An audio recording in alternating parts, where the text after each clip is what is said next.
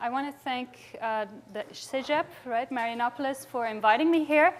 My name is Judith Walls. I'm a professor at Concordia University at the business school there, the John Molson School of Business. And I started there about 1.5 years ago, in July last year. So I'm new to Canada, I'm new to Quebec, I'm new to Montreal. So I was asking a few people, how does the CEGEP work? And I'm not familiar with the system. Before I came here, I was 2 years at the University of Michigan as a researcher. Come in. And then started my job here. Before that, I was doing my PhD. And I also worked in business for about 7 years before coming back to school, doing my MBA and getting into the PhD process. So today I'm going to talk to you about business and sustainability. And this is a topic very, very close to my heart. I actually, after I spent 7 years in business, decided that I'd had enough. All right, I was working for a huge corporation. I wasn't very motivated anymore by what the company was doing. It was very difficult to be entrepreneurial, to bring in change into the company.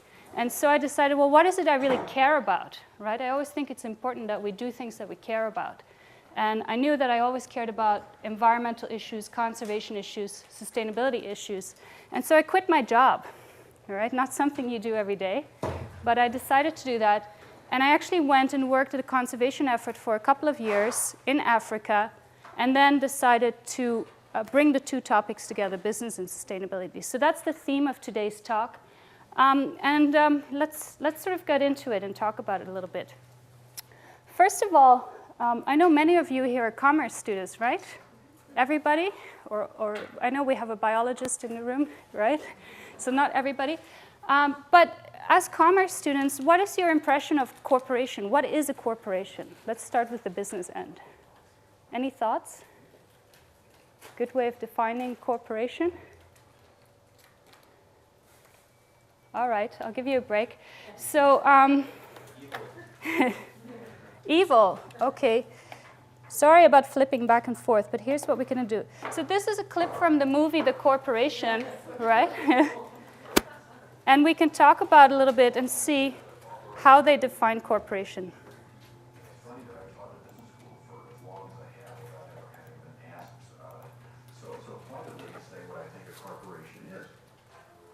It is one form of business ownership. It's a group of individuals working together to serve a variety of objectives, the principal one of which is earning large, growing, sustained, legal returns for the people who own the business. Okay, a group of individuals who get together, principal function is to earn large, growing, sustained, legal profits for the business, right?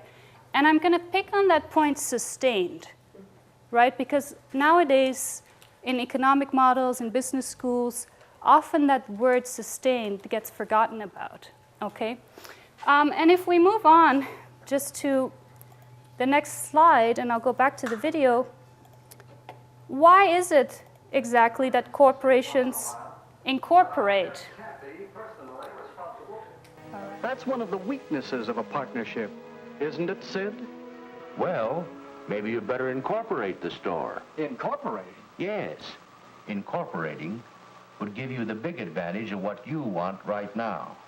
Limited liability. You start with a group of people who want to invest their money in a company.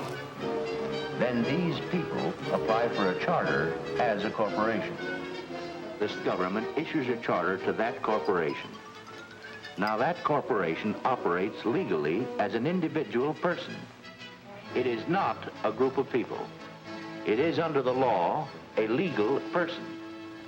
Imperial Steel Incorporated has many of the legal rights of a person. It can buy and sell property. It can borrow money. It can sue in court and be sued. It carries on a business. Imperial Steel, along with thousands of other legal persons, is a part of our daily living. It is a member of our society. All right. So a corporation, by this definition, is a legal person.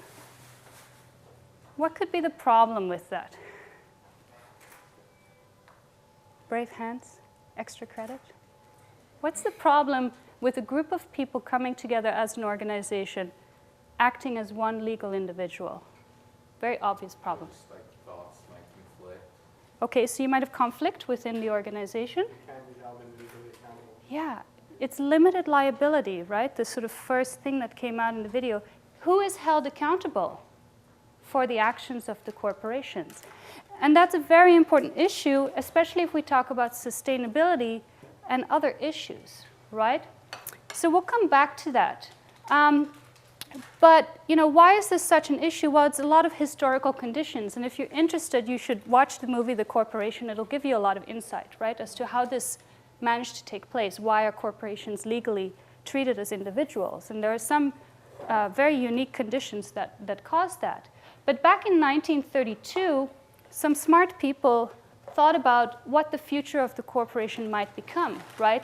And they said the future might see the corporation not only as on an equal plane with the state, but possibly even superseding it to become the dominant form of social organization. And what do you think? Have we reached that time? Probably, right?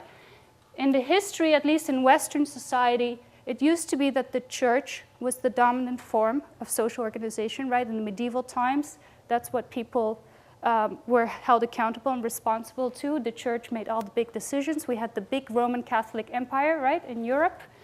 And then Henry VIII came along and sort of upset things, all right? I don't know if you guys are watching The Tudors, right? But there's a lot of that politics going on. And power started to shift to the state, right? Heads of government, kings, republics, right? All of this started to come about. And in the last century, we've seen the shift of that power go towards organizations, towards companies, okay?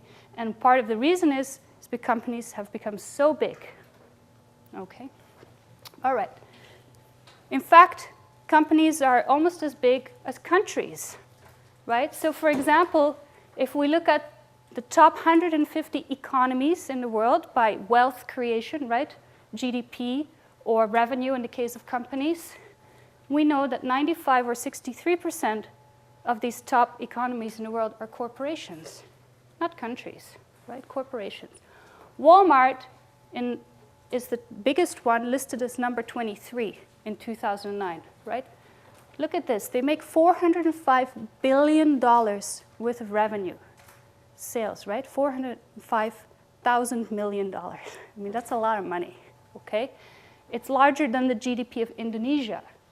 Indonesia has 250 million people, maybe 300 million people by now, right? Huge country, okay? Multinational corporations are kind of ruling our society, right? For example, they own 90% of patents, innovation patents, right, in the world. So a lot of the innovation and technology development that's happening is because of corporations. They also account for about 70% of trade in the world. So trade is not between governments, it's between corporations, right? So they've become extremely large. All right, and because they're so large, of course, what they do has a huge impact on us as a society, as individuals, as a society. Here you see a picture of the largest mine in the world, right? Look at this huge building next to it, just for scale, okay? Here you see another picture of a corporation or a building that has made some effort to green the environment around them. It's almost the size of a park or something, right, in the middle of the city. All right, so very, very influential. And because of that, sustainability becomes very, very important, right, because we have these multinational corporations. So now the question is, what is sustainability? Well, maybe the biologists in the room might have a slightly different definition, but it is to do with ecology and many other things, right? Sustainability, according to the Brundtland Report, which is a world report that came out in 1987, says that what it is meeting the needs of the present generation without stopping future generations from meeting their own needs, okay? So that the idea is that we need to do what we need to do now, but we also need to think several generations into the future about how we're going to affect society then, okay? And there's some disturbing trends, right? I don't know if any of you are taking any science classes, but if you are, here are some of the things that come out. For example, population growth, right? Pretty flat up until the 1700s, 1800s, Industrial Revolution, boom, right? We're up here now, okay? 6 billion people in the world. We can look at climate change, right? Temperature in the world is rising. Again, sorry about the bottom one, but definitely an upward trend in temperature, right? Because of the extra carbon dioxide and other types of emissions that companies and industries are emitting. Access to drinking water is getting scarcer and scarcer. The lighter the color on this map here, the fewer people have access to safe drinking water. Water scarcity and water crisis are going to become huge issues, social issues, environmental issues in our world. Okay. We see a lot of degradation of soil, right, because of over-farming and overuse of soil. So here, the darker the patch, the worse the degradation of the soil, right? Can no longer be farmed properly because of the use of fertilizers, because of water shifts, because of global warming, all of these things. All right. Biodiversity, again, the biologists in the room might be able to do this better, but you can see that extinction or threat of endangerment is becoming very, very high for some species, especially species such as amphibians and birds, right? Mammals are pretty much up there too. Pretty alarming pictures from a sustainability point of view. What does this mean? If the world looks like this now, what's it going to look like 50 years from now or 100 years from now, right? And more importantly, where is this collision occurring? What is the link here between the sort of hippie sustainability person and the business person, right? So that's the topic that I'm researching. All right, so corporations haven't completely ignored this fact, right? They have been aware of it since about the 60s. There was a very famous book by Rachel Carson called Silent Spring, and this book highlighted how pesticides and other chemicals are affecting the earth and can affect us as people, all right? And she started kind of a social movement of environmentalism that people paid attention to, right? So in the 70s, we're starting to see a lot of regulation coming in, especially the EPA, the Environmental Protection Agency in the US, started to tell corporations that they couldn't admit certain chemicals, that they had to control their pollution levels to some extent, right? And the response of companies was to pay some level of attention to this, but the way in which companies paid attention to it was very reactionary, not very proactive. Okay, it was a compliance issue. That, well, as long as we comply with the law, everything will be okay. So what happened was they didn't really change the way that they operated their business. Typically what would happen is you have a manufacturing process, and then they realize at the end of the process there's some waste being dumped into the local river, and what they would do is they would fix the waste so that it was no longer dangerous. But they were still dumping it, okay?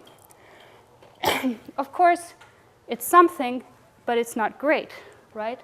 And so in the 1990s, we saw a new wave of environmentalism that said to companies, well, actually, you want to do a bit more than that. It's okay to have a reaction to it, but you're not really changing the way we do business, right?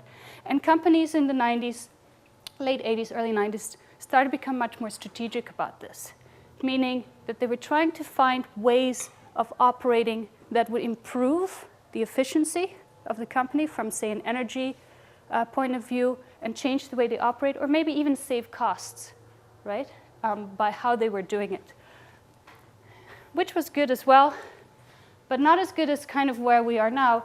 We're seeing a third wave, right, a more sustainability wave, where rather than the environmental and other sustainability issues being treated as a separate issue that companies had to take care of, is now being incorporated into the entire way that companies operate. Okay, and so that's the third wave of sustainability. So what are some of these key issues that companies nowadays are dealing with? Okay, Well, we can categorize them into social, environmental, and economic, right? Social issues that companies have to deal with that they can no longer ignore, things like population growth, an increasing poverty gap, right? The rich are getting richer, the poor are getting poorer.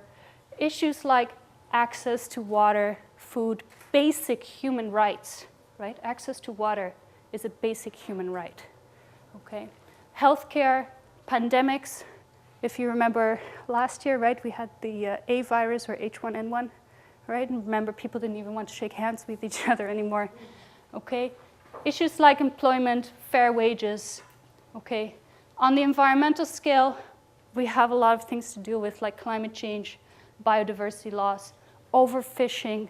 There's no more cod available on the east coast of Canada, for instance, right? Deforestation, how we use land. And then they also have economic issues to deal with, maybe more macroeconomic in some cases, right?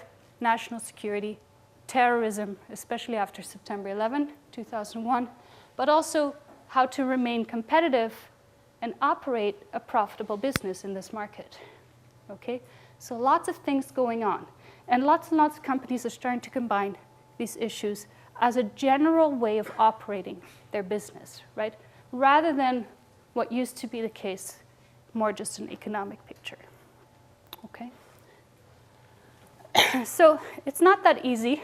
I don't know, have you guys seen Kermit? Maybe I'll play him for you. Where's Kermit? It's not that easy being green. Having to spend each day the color of the leaves. When I think it could be nicer being red, yellow, or gold, or something much more colorful like that.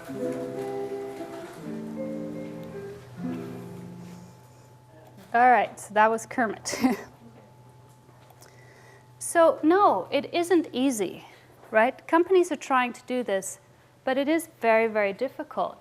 And because it's difficult, we often see what we call a decoupling or a separation between what companies say they're doing about sustainability and what they're actually able to do, okay?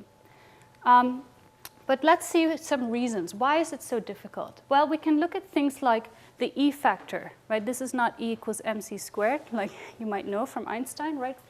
This E talks about how many kilograms of waste it takes to produce a kilogram of a certain product. And in some industry, the waste is enormous, right? If you look at pharmaceuticals, it's a factor of between 25 and 100 times of waste to produce things like ibuprofen, right? Who's taken ibuprofen here ever in their life? Headache pill, right? Yeah, Advil, that type of stuff, okay? Huge impact factors, right? And it's a pharmaceutical, right? It's a drug. So it's not something that we can do without quite often. It's something that we need in our day-to-day modern lives. So what do you do, right, as a company, is the question. How many of you have an iPhone? I want to see hands now, because don't tell me you don't. 1, 2, only 2? Other types of cell phone? Okay. Similar products, right? So the story still holds. Okay, I have a BlackBerry. I know lots of people have iPhones. Well, do you know where your iPhone comes from? China? Partly correct, not entirely, but it's partly correct. Your iPhone traveled about 8 times around the world to get to you, or your BlackBerry, probably very similar, okay? It has more than 50 components or 50 parts that come from all different parts of the world, right? China is here, but not just China, right? All those components have to get together, have to be assembled, have to be put into a nice box, right, with the software in there so that you can use your iPhone. And all of that emits a lot of carbon dioxide, right? A lot of greenhouse gases. So it's not that simple. If you make iPhones, what do you do to reduce this problem? You need the components for this to work, right? Otherwise, you don't have a product. All right. So part of the problem here is that there is no entity or body really in charge of what corporations do. And this is an issue related to globalization. We talked about multinationals becoming as big as countries, right? Multinational corporations are huge. Walmart is number 23 in terms of economy size in the world. So the question then is, who's responsible or who monitors what Walmart does, right? Is it the local government? Not really. Can the US government tell Walmart what to do in China? No, right? So these multinational corporations, because they span international boundaries, are often beyond local legislation. So we have to rely on international legislation, which we know is very, very weak, right? International legislation, trade agreements like NAFTA or in the NATO agreements, they're just not very powerful in enforcing regulation, okay? So the question is, how can they be controlled and how can they be monitored? Regulation clearly is not enough, right? What else can we do? What about consumers? You guys, do you really have a lot of power in this? Well, maybe if you decide not to buy an iPhone, right? You have a right of veto to not buy it or boycott. But in order for it to affect Apple, everybody has to boycott, right? And that's very, very difficult to do because there are so many consumers. And of course, for companies themselves, we might say, well, companies should self-govern, right? They should monitor themselves and monitor their behaviors. Sure, I think that's probably where we're going to end up, right? But there are a lot of problems with this, too. There are a lot of obstacles. We have psychological obstacles. CEOs who don't see the value in going green or spending time and money and investing into these processes. Maybe the CEO is being motivated by other incentives, stock options, right? To make money for the next quarter so that his or her bonus can be bigger that year, right? Organizational challenges. If you are Walmart and you are that huge, even if you have the right idea about changing the way you operate, it's a huge effort to change all the parts, right? Every employee, every system, okay? It takes a lot of time. Social and moral and ethical issues. A lot of times I hear from my colleagues who study business more from a pure economic strategy point of view, they ask me, they say, well, isn't sustainability just a moral issue? Why would we worry about it? And this is serious, right? These are professional academics. So I have to start from scratch, right? And say, well, this is why we have to worry about it before we even get to what are the solutions, okay? All right, so what can businesses do? Well, the obvious two solutions would be one, to improve governance, meaning improve the way that we monitor and control, okay? Or to do businesses differently. And I'll focus on the second one today. This is my topic of research, but it's not as interesting maybe, right, as the second one. So how do we do better governance, better models, new models? Well, we know that business is part of a problem, but it's pretty clear that if we're going to solve the issue of sustainability, business has to be part of the solution. None of us would function on a day-to-day basis without businesses in their life. I mean, I can see you have a watch, right? You have a folder, you're eating food, right? You have a nice handbag. All of these things are made by businesses. The clothes that we wear, the toothpaste that you use in the morning when you get up, right? The water that comes through your shower, all of that stuff is owned by corporations. So it has to be a business-oriented solution. And the nice thing about it is that the businesses can include a lot of other players, right? All these stakeholders that we talk about. Shareholders, of course, but also consumers, different types of companies, banks and insurance companies, who they buy stuff from and who they supply stuff to, right? Competitors, the academic world, the general community, courts, religions, NGOs, businesses are starting to have to engage with all of these players to solve the sustainability problem. All right, so I want to spend a little bit of time showing you guys the types of new business models that have come out, right, from these types of initiatives. So here's one. it's an older idea, right?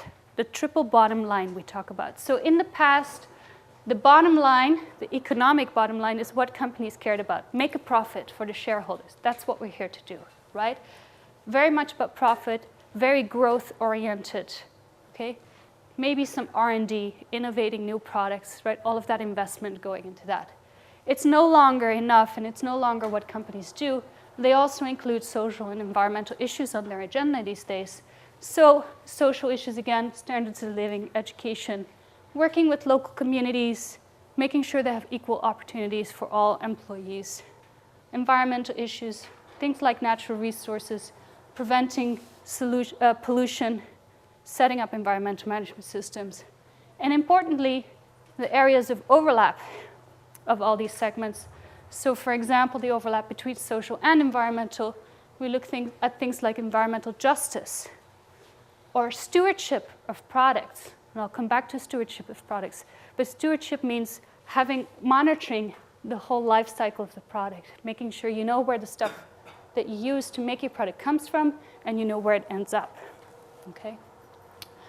On the social and economic front, we worry about things like business ethics or fair trade, right? Fair trade coffee, for example. I don't know what kind of coffee you serve in the cafeteria here, but in my university, it was fair trade, so you have fair trade, okay? Meaning we pay a normal amount for the coffee, and we pay the people who make the coffee decent salaries, right? Economic and environmental, we can start to think about efficiency. Efficiency in terms of how energy is used or how natural resources are used, or government-based types of incentives, subsidies, for example. In Japan, for instance, the government thinks it's very, very important that we replace all the traditional light bulbs with LEDs, light-emitting diodes, right? The very new type of light bulb that looks like a computer chip. It's much more energy efficient. It lasts 10 years. You don't have to replace it. So there are huge subsidies for everybody, including companies and individuals, to replace these bulbs. Okay, so that kind of effort. So that's one. And I want you to hear Peter Graff, the Sustainability Officer of SAP, talk about the triple bottom line. So how are we defining sustainability? So first of all, there's the academic definition of sustainability, which is to meet the needs of the present without compromising future generations to meet their own needs. Today, businesses apply a more broad view, and they're looking at environmental, economic, and social aspects and bring it all together. In other words, for sustainability to matter to the business, it needs to have to do with profitability. So our overall definition is to holistically manage social, environmental, and economic risk and opportunities to increase profitability. That is the target. And that is why it matters to business. And that is also how we can actually take that recognition that business as usual doesn't work and make it work by helping businesses increase profitability as they do the right thing. Okay. All right, so you can see here that even a big software company like SAP is thinking in terms of the triple bottom line, right? Social, economic, and environmental. And a lot of businesses are starting to do that. One way of doing it is to look at life cycle analysis. This is a bit about what I talked about before, product stewardship, right? So here, a business, rather than just worrying maybe about the manufacturing part that they're responsible for, right? Say to manufacture an iPod, this is kind of what Apple would worry about, is how do we make it, and how much does it cost us, and how much profit do we make? Instead of just having that number 2 section under your radar, what you do is you actually look at the entire life cycle of the product. So you start with where the raw materials come from, right? iPhones have batteries, so there are certain chemical substances that are extracted from the earth to make that battery. Where does it come from? Is it being mined in the Democratic Republic of Congo? Are there fair wages for those workers, right? Then the manufacturing process itself, how much energy does it take? How do we transport this stuff around the world and to the consumer? Any installation issues, right, from the consumer end? not so expensive or heavy, probably for iPhones, but other types of products you can imagine would be, more energy inefficient to install. The use of the product itself, right? Whether you are taking up energy every time you turn on a computer or laptop, maintenance, and then how it gets disposed, right? Are parts being reused? Are we finding a different purpose for some of these parts, or are we throwing it into a landfill? Okay, and you can think about baby diapers, right? I'm 6 months pregnant, so baby diapers are on my mind. What tends to happen with baby diapers is they end up there, because we don't reuse them, right, for sure, unless you buy cloth diapers, which is what I'm thinking about doing. But we have to calculate the entire life cycle of cloth diapers versus paper diapers and make sure that it's actually more efficient, right? Because maybe cloth diapers take much more energy to manufacture. I don't know, right? I'd have to look into it. So a lot of companies are starting to do this, including Walmart. A broad initiative that we've got going on right now is in the whole area of environmental sustainability. And when you think about it, if you think about Walmart, we'll call it our environmental footprint, that which we impact both domestically and around the world, only 8% of our entire environmental footprint is directly related to our stores and operations. Only 8%. So the rest of that is things that the supplier is dealing with. Packaging, logistics. Think about when a bread truck pulls up behind the store to deliver bread. As that truck sits there and idles, it emits exhaust waste, does it not? Well, that's not our truck, but it's on our property. So we're actually thinking about how can we reduce the amount of exhaust emission from a direct store delivery supplier, bread driver, at the back door of our store. We're talking about it because we've got a lot of trucks pulling up to the back of our stores. Okay. So you can see the point that Bruce Peterson, this Walmart executive, is making, right? These trucks are not owned by Walmart that come and deliver the bread and other things to the stores, but they have to monitor what's happening at that point, because if you look at the overall life cycle of the products that Walmart stores, it matters, right? It counts as part of the environmental footprint. So lots of companies are starting to do this. And you might think about a very basic type of product like a newspaper product, being produced. We start off with timber production, right? Wood has to come from somewhere, cutting it down, harvesting, using fuel to move it around, right? Making the actual paper itself a very, very dirty process, right? Making paper, it's extremely dirty. Using fossil fuels, again, electricity, other types of weird products like refrigerant leakage, okay?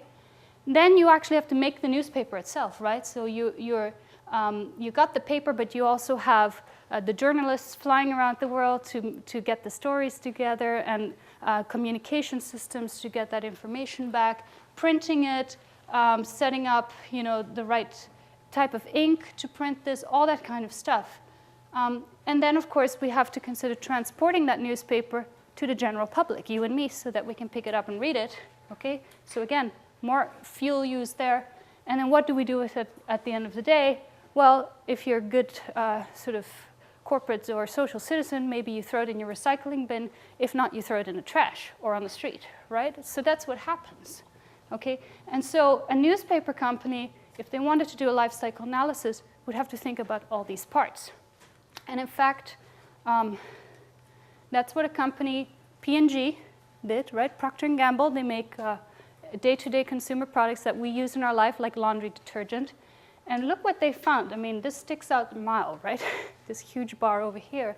They found that some of their laundry products, the home use, the use in the home, was creating a huge environmental footprint. Why? Any thoughts? Why would using laundry detergent in your home have a huge footprint? Well, you're constantly using laundry. Yep. All the time, so maybe once a week. Right, exactly. Which uses up electricity, right? A lot of water. And if you use hot water, you have to heat that water, right? And so that's where this was coming from a lot of people were washing the laundry using very hot water to get it clean, right? Because we think if we don't wash it in 90 degrees, it's not going to be clean. And so based on this life cycle analysis, yeah. So they invent Tide Cold? Yes, exactly. You got there. So they invented or came up with a product called Tide Cold here in North America and other things in Europe, which meant that you can wash your laundry in 30 degrees and still have clean clothes. And it made a massive impact, right, on this big bar over here of use in the home. It really improved. In Europe, in some countries, people, about 7% of households used to wash in cold water. Now more than 50% of consumers do. So big difference. So companies play a role, okay? There are other kinds of new models. So I just talked about life cycle analysis, but there's something that we call industrial symbiosis. It's a very fancy word, right? All it means is that we're sharing or exchanging some kind of process, right? Waste. In biology, symbiosis means that two species work together for either mutual benefit or not, right? It could be detrimental. But the idea here is that it's for mutual benefit. So I know you guys are a bit young. I don't know what the drinking age is in Canada, but maybe you've seen your parents drink beer, okay? And what do you think happens in the brewing process of making beer? We have all this yeast left over, right? The spent yeast. Anybody know what happens with this yeast? Thrown out? That would be one option. They burn it. Somebody uses that yeast, another product. Any thoughts? Maybe it's too European-oriented. Ever heard of Marmite?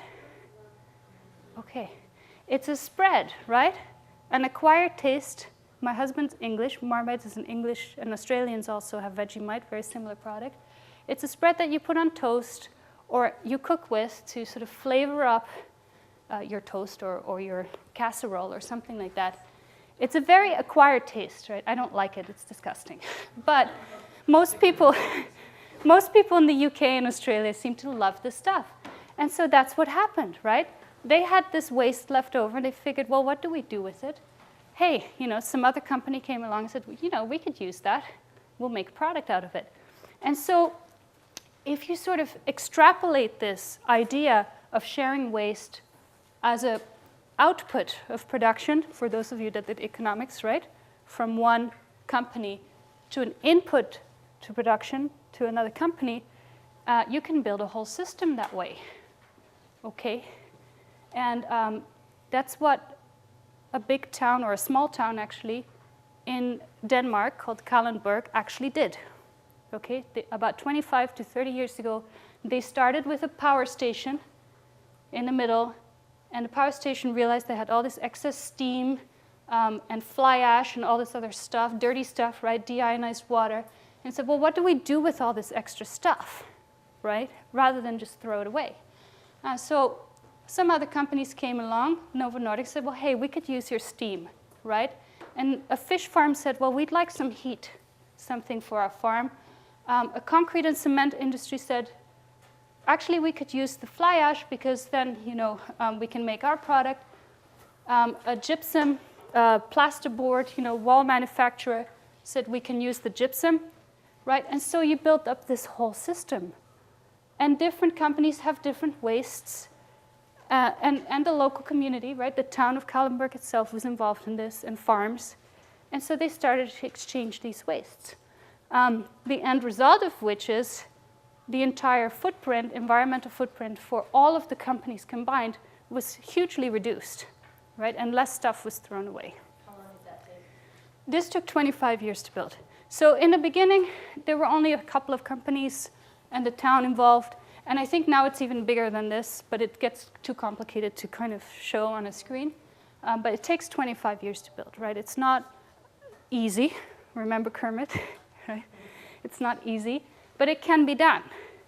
And now that we know that this works, a couple of places in the world have started to copy this system, right? So it's always much easier to imitate than to innovate. Okay.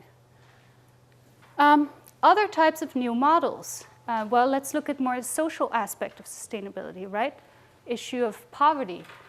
We know, for example, that only 8% or less of the population in the world, this includes people like you and me, right here in Canada, have an income of higher than $55 a day per person. Maybe you're not earning money yet, but probably with your family taken into account, as a whole, you earn more than $55 a day that you can spend, right? But 62% of the world's population, something like 4 billion people, right, are living on less than $9 a day. Well, that's a huge number of people. What about all these people that aren't buying the products or part of the economic market that you and I are part of? And companies started to think about that, right? And what about all the issues at the bottom or the base of the pyramid here? So let's look at some facts about these people, right? So we know, for example, that about 1 billion people live in slums, right? In urban slums, in cities. And there are also some facts, very surprising facts. For example, in Calcutta, 41% of these slum people, slum dwellers, have lived there for more than 30 years. They include people like university lecturers, right? Me, students, you guys, civil servants, private sector employees living in these dwellings on a day-to-day basis, right? In Bangkok, pretty much all of these types of slum dwellings have color TV. I mean, not something you would expect, right? But they do. Why? Because people want it, right? They want this in their lives. And so there are ways to reach out to this base of the pyramid group of people, right? This kind of social poverty. But unfortunately, or maybe fortunately, I don't know, the traditional business models that you and I have grown up with don't really work in this setting. For example, limited transportation, right? Limited access to distribution networks. If you're Walmart, I mean, how do you reach all these people? Okay, so these are the kinds of things that companies are thinking about. And so you can get a lot of innovation of setting up new systems and new types of businesses in these places. A good example is Aravind Eye Hospital. They're in India, okay? And someone had a bright idea that a lot of Indian people suffer from cataracts and other eye problems that are actually very treatable, very fixable. But the problem is they live in such remote areas and they're so far away from any kind of hospital that it never gets treated, and then it affects their day-to-day livelihood. They can't earn an income because they used to rely on their eyesight and they no longer have it. Okay, so what they did is instead of asking people to come to the hospital went to the people, okay? And they went and set up local eye camps, as they called it. So they would have a bus, they'd go on and say, okay, you know, now I'm in this village, come along and let me do an eye test on you and see if you're okay. And if you were not okay, they would provide free transport for you to the hospital to get eye surgery, to get it fixed, okay? And in the hospital itself, they set up a very efficient system to keep costs down because, of course, these people can't pay for eye surgery, right? So they had specialized technicians or nurses really help prepare the patient for surgery so that by the time the patient was in the surgery room, the doctor would come along, take 5 minutes to do the surgery, and then the patient would be back out, back with the technician and post-op care and counseling. And they would be allowed to bring a friend or a family member along for this process. Now, what was the outcome of this, right? Well, first of all, obviously we have to wonder, well, who pays for all this stuff, right? How do we get this financed? Well, they were quite creative. The eye hospital said to more middle-class people, if you can afford eye surgery, please pay for 3 eye surgeries instead of 1. That means 2 other people can benefit from free surgery, right? And that you've paid for. The second was, because of this process, they became very efficient and didn't have to spend extortionate amounts of fees on doctor salaries or surgeon salaries, because these surgeons are doing 50 surgeries a day. 50, right? It's a lot, because people are in and out so quick, all right? So they're very efficient. So that was a process innovation. They also created a new market locally. The cataract lenses that needed to be put into the eye, you know, they take the cataract out and they put a lens in. They used to have to buy it from overseas, expensive Western markets. What happened is some other local companies said, hey, we can probably make this lens for a lot less money than what you pay for. And that's what happened. So they got much cheaper lenses. And of course, now it's a franchise, kind of like a McDonald's, right? So there are lots of these eye hospitals all over India. So this is the type of way that a business could operate with social functions attached to it, right? All right. So those were a few examples. And I guess it's sort of my duty as university professor, right, to say, well, what does all this mean for you guys, right? Because you're first, second year CEGEP, maybe thinking about university, maybe thinking about what you want to study. Well, I can't tell you what to study, right? If you want to study sustainability, it's probably because you have some intrinsic motivation for doing it. But the great thing about sustainability is that it's a multidisciplinary field, interdisciplinary. So you can come from an economics perspective, you can come from a sociological perspective, a psychology perspective, right? And all of these three exist in business schools, right? My work crosses psychology and economics together, right? But these three are common business school type of fields of study. Other areas you might go into: engineering, health, medicine type things, sciences, right? All very, very important for sustainability. I just attended a conference 2 weeks ago on green chemistry. And so, right, the science, chemistry, they're doing great stuff. So those drugs that I talked to you about that have an E factor of 80, right, to make ibuprofen, people are inventing different ways of making those drugs that takes out a huge amount of that impact, okay, and reduces it from 80 to 12. Well, that's great from a science perspective. Unfortunately, scientists aren't business people. And so sometimes we have a disconnect, right? And that's why sustainability has to be interdisciplinary, because the business people need to work together with the science people to make this work from a profitability and other standpoint, right?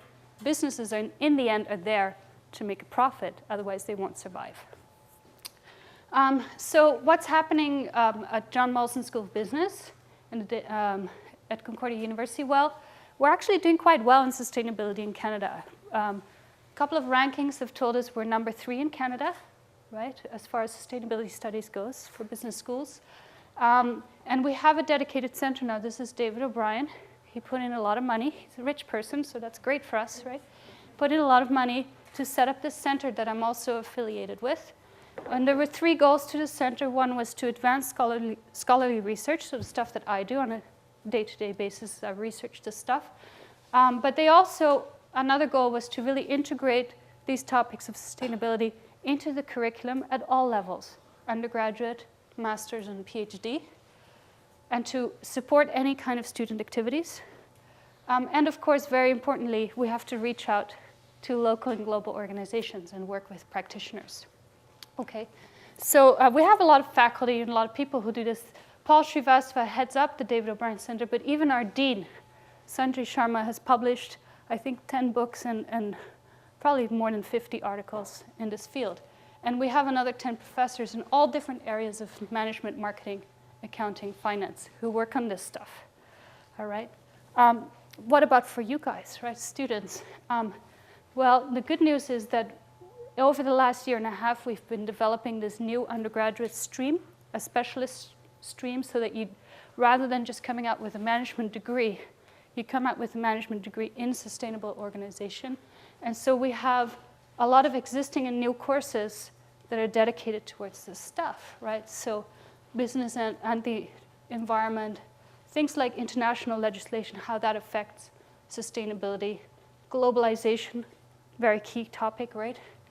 Social responsibility and governance, climate change, all kinds of things.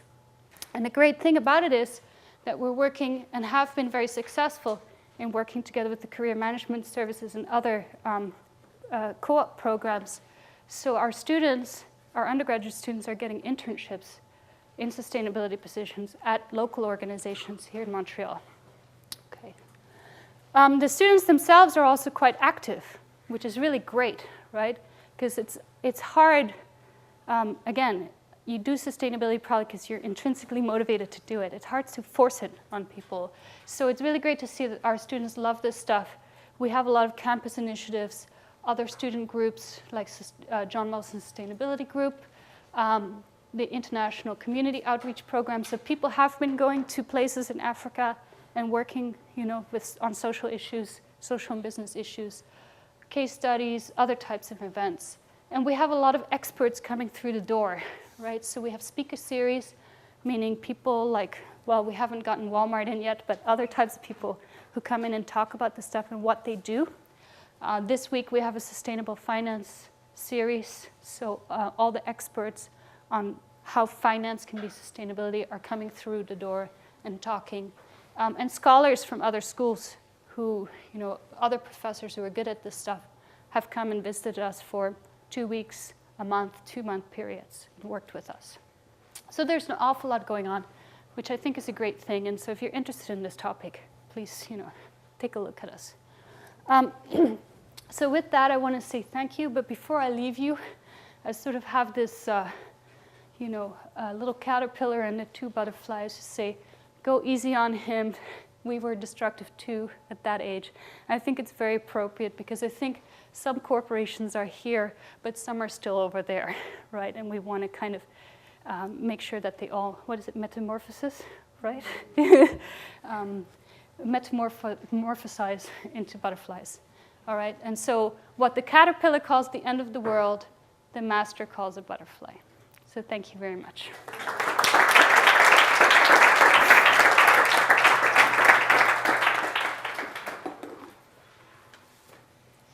So we have some time for questions, I think, so if anybody is interested. I'm worried a little bit about greenwashing sometimes. Mm-hmm. Companies, so they want to look good because it approaches consumers. Right, yeah, I didn't have much time to cover greenwashing here today, but I think it's a very valid concern, right, that what's happening a lot now is because we see the third wave of sustainability. There's a lot of talk about sustainability at a corporate level, and so a lot of companies are jumping on board saying, we're sustainable, we're sustainable too. And it's really, really difficult to distinguish, even for me, right? Who's really serious about this stuff and who's just making a sort of marketing PR activity around it. We can think about a very famous example, right? General Electric. They have their eco-imagination. So it's environmental and ecological innovation happening at GE. Well, that was just a relabeling exercise. They always had innovative thinking at GE, right? But what happened is that suddenly they thought, oh, well, we have this, green light bulb over here, and we have this energy-efficient washing machine over there, and this other effort we're doing over here. Why don't we all put them in this department called eco-imagination? So it looks like they suddenly got really active, whereas it was really something they were already doing, and the rest of the businesses aren't really paying much attention to that. It's just that one area. I think the good news is, though, at least from my research that I've seen, is usually once companies start to label and categorize and pay attention and say we are doing something green or we are doing something sustainable, they become very open to scrutiny, right, from the public, from investors. And so it's almost like a kick up the bum for them, right? They have to then start doing something about it. So it's no good saying we have a sustainability officer, we have a sustainability department that doesn't achieve anything, because then they will come under a lot of critique and get a lot of negative lashback. And they don't want that negative lashback because it'll affect their bottom line directly. Their share price will go down, and that's the last thing I want. So even if it's starts as a greenwash or a reactionary approach, quite often you start to see some kind of conversion process taking place. Maybe not right away. It takes time to do these things, but I agree with you. There's too much greenwash out there still, right? Other question? Yeah? I don't know if this is a question you can answer perhaps, Okay. but is there some initiative right now to make companies pay more perhaps if their waste is high? Yeah, so there are initiatives out there. In North America, I don't know Canada specific so closely. I know in the US not so much, but there are initiatives, for example, in Europe, car manufacturers have to recycle cars when they die, right? And it's the same with anybody that makes refrigerators or other white goods. So these companies are starting to pay, if you like, for what happens to the product when consumers no longer use it. So for example, my mom lives in Belgium. She wanted to buy a new fridge. It meant that the company who was selling her the fridge had to pick up the old fridge and recycle and reuse those parts as much as possible. And so what you're starting to see as a result of that is that companies are innovating in unique ways. So BMW are now making the molds, the aluminum or maybe steel molds for their cars in such a way that it's really easy to disassemble and for them to recycle. Because with a lot of the older products, it's very complicated to do because of how they're put together. But so companies are responding in that way to save costs, right? So that it becomes very easy to take that part out and this part out and then somehow recycle or reuse it. So that's one way. There are many other ways where companies are paying to pollute or paying, right? We have, what do we call it? Carbon markets coming into place. So even if you're emitting more pollution than you're allowed to or that you've been allocated to, you can buy carbon certificates to pollute more. And those carbon certificates that you're buying are being produced by more energy efficient or carbon efficient companies who are emitting less than they're allowed to or have been allocated to, so they can sell them. So in that sense, a very dirty company pays extra in order to pollute. So there are these markets and systems coming into place. Any question? No. All right. Well, thank you very much for letting me come over. Enjoy your day.